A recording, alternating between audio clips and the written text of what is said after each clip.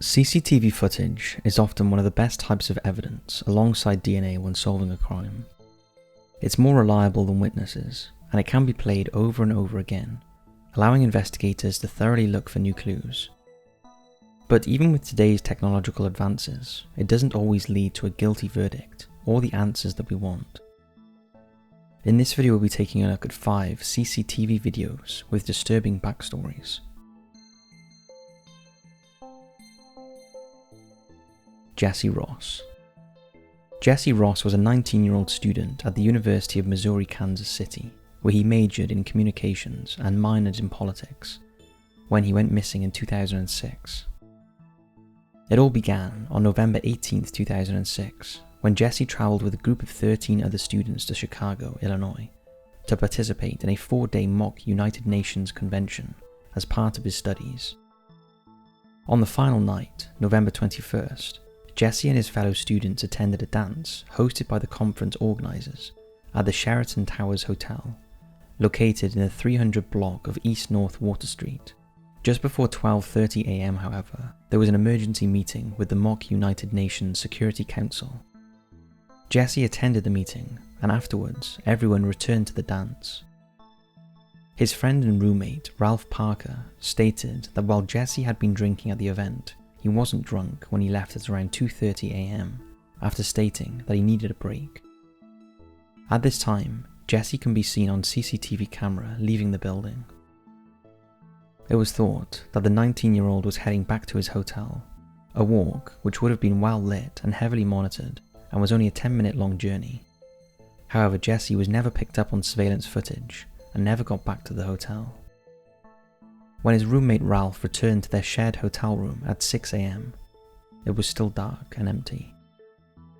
He believed Jesse was in bed because the clothing and other items heaped on its surface made it look as if someone was under the covers.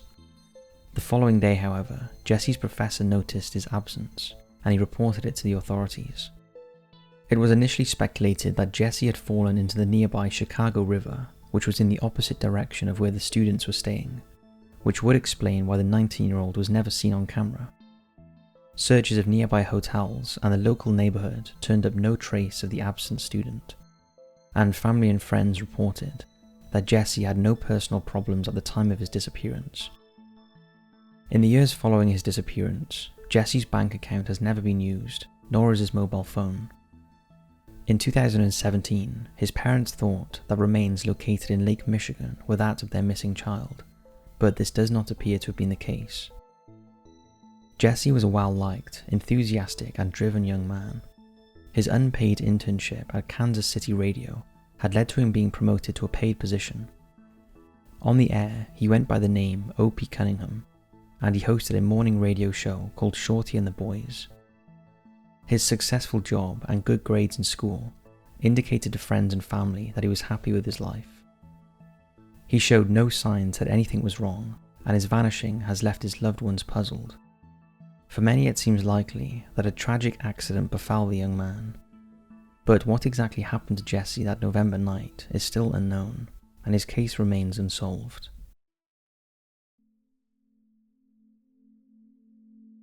The Saudi Prince. In October of 2010, 34-year-old Abdul Aziz Al Saud, the grandson of the billionaire king of Saudi Arabia, was convicted of the murder of his servant, a brutal crime that, according to prosecutors, was the end result of a stream of never-ending sadistic abuse. The prince killed his 30-year-old servant, Bandar Abdul Aziz, at their 5-star hotel suite in central London, after they'd returned from a night out on February 14, 2010. Reportedly, the prince frequently attacked his servant for his own personal gratification. While in the early hours of February 15th, Bandar was worn down, suffering from a swollen eye and cauliflower ear from previous assaults. According to prosecutors, he simply didn't have the energy to fight back, and so he let himself die at the hands of the prince. The prince ordered beverages from room service as he went about moving the body and cleaning up the spilled blood. When Bandar was discovered by a chauffeur, the prince claimed that he'd attempted to revive his friend who'd gained his brutal injuries a few weeks prior when he'd been robbed on the streets of London. However, it wasn't long before detectives recovered the hotel's CCTV, which clearly showed the prince attacking his servant, not once but on multiple occasions. The crime was deemed to also be partially sexual in nature, although the prince said that they were friends and equals. The prince stated that he was heterosexual and that he had a girlfriend back in Saudi Arabia, but investigators discovered that he'd spent time with male escorts and gay massage therapists. The murder was brutal. The pathologist noted that Bandar had been a victim of many assaults over an extended period of time. His cause of death was from being beaten and strangled. He'd received heavy blows to the head and face. His left eye was so swollen it was closed, his lips were split and his teeth were chipped and broken. There were also bite marks on his cheeks. In October of 2010, the prince was trialed at the Old Bailey, where he was found guilty by a jury. He was convicted not only of murder, but also of GBH with intent for the attack carried out on CCTV. Bandar was an orphan who'd been adopted into a middle-class family at a young age. He'd spent the previous 3 years travelling with the prince as an occasional companion, and the pair had met through mutual friends. They had been staying at the Landmark Hotel in Marylebone since January 20th. While it is a positive that the case has been solved, it's nonetheless a horrifying tragic event with an eerie piece of CCTV footage. Moments before, the man in the video met his demise.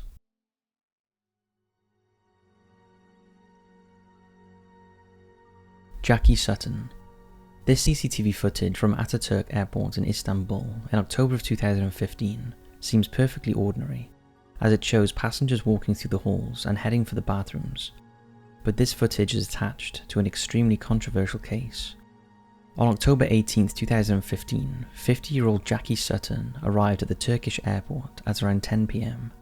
She was scheduled to fly out of Erbil, Iraq, near midnight.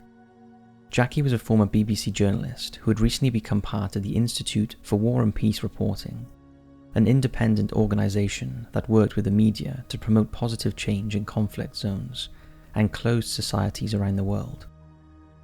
Jacky had been brought on as the lead Iraq director. It was a dangerous job, but one which she reportedly loved to do, as she enjoyed helping others and was a staunch advocate for women's rights. She was also extremely vocal about her support of local journalism. Jacky was by all accounts a well-respected journalist who was headstrong, tough and very intelligent. The events that unfolded when she arrived in the Turkish airport that October night have caused much controversy and confusion amongst both onlookers and those who loved and knew her. Upon arriving at the airport, Jacky was seen on CCTV heading towards a cafe where she ordered a beer and read a book.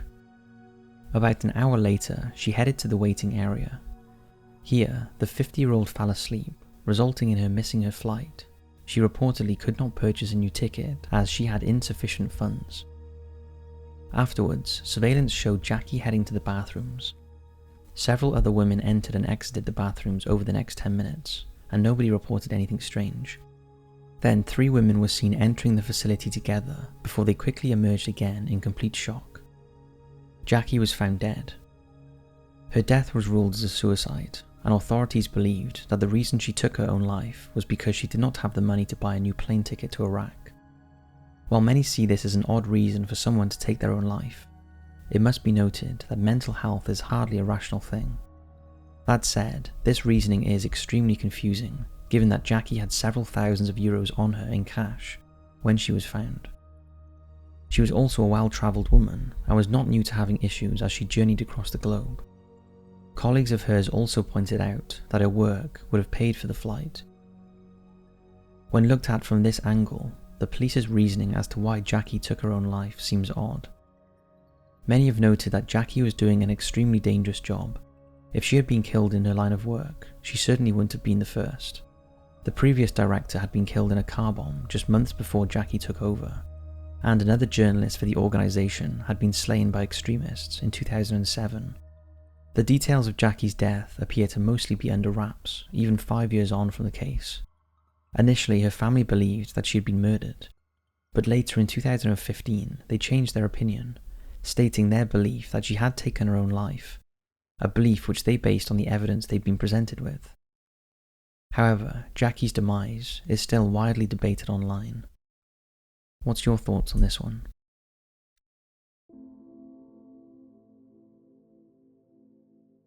Victoria Hall. Victoria Hall was just 17 years old when she went missing on her way home from a nightclub in Suffolk in 1999. In the early hours of Sunday the 19th of September at around 1 a.m, Victoria left the nightclub with her friend to head home. The pair separated at around 2:20 a.m, close to the 17-year-old's home. A few minutes after Victoria and her friend, 19-year-old Gemma Alger, parted ways, the older girl heard 2 screams but didn't think anything of it, and assumed other people were just messing around. The decision to not check on her friend would soon prove to be a wrong one. Victoria never made it home, and her parents reported her missing later that Sunday. There was huge media interest in this case, leading to the police receiving thousands of calls.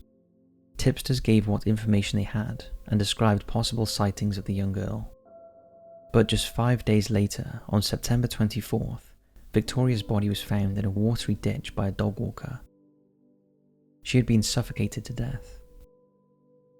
On December 18, 2000, a 27-year-old businessman named Adrian Bradshaw, who ran a local newspaper called Felixstowe Flyer, was arrested and charged with Victoria's murder.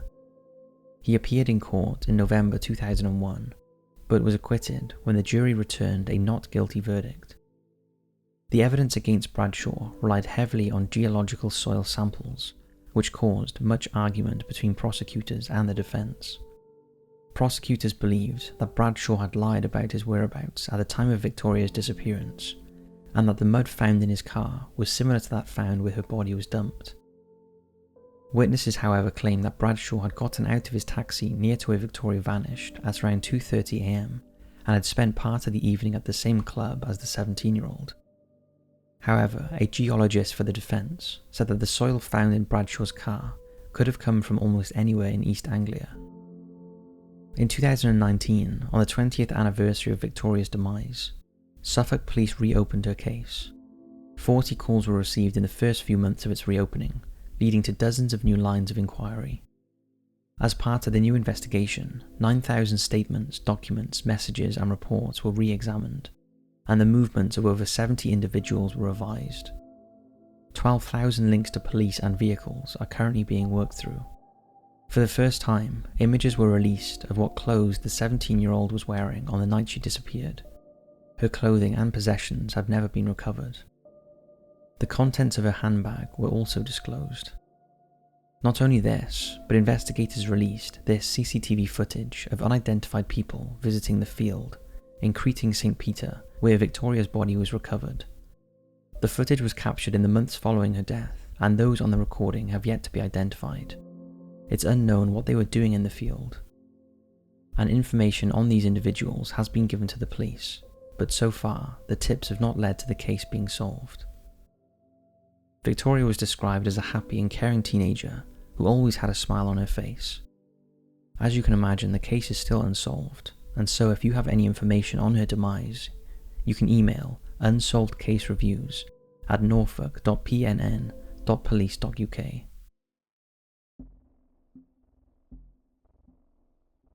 Dale Kerstetter. Dale Kerstetter was a 50-year-old man who lived in Bradford, Pennsylvania his whole life. He was last seen on September 12th of 1988 at 11 p.m. during his weekend shift at work.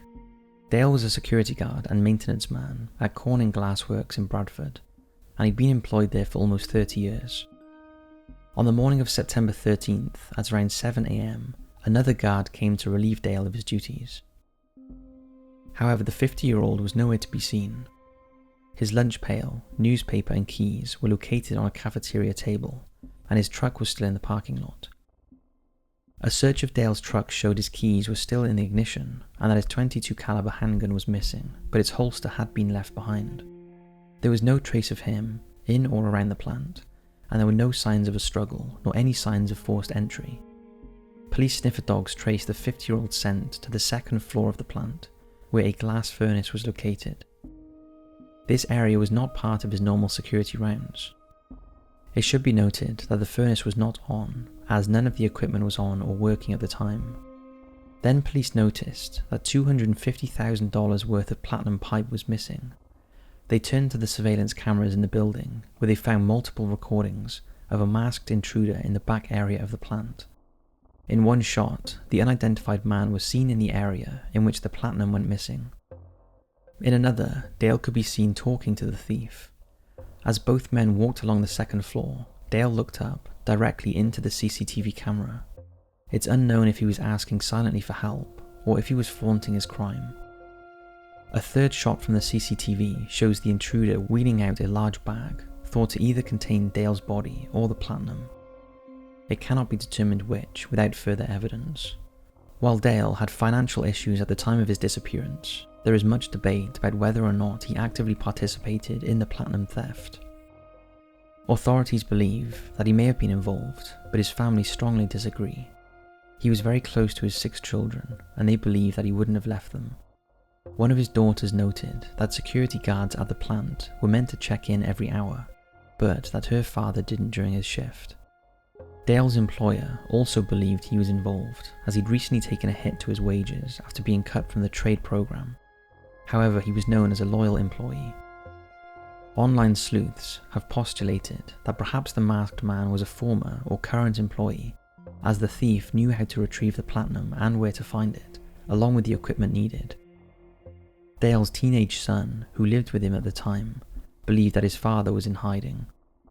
His daughter believed that he'd been killed and was not involved in the theft. Dale has never been located, and his case continues to go unsolved. He was declared legally dead in July of 2014.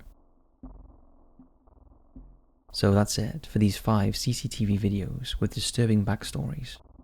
We'd love to hear any thoughts and theories you have on any of these 5. Thanks for watching, and as always, we'll see you in the next video.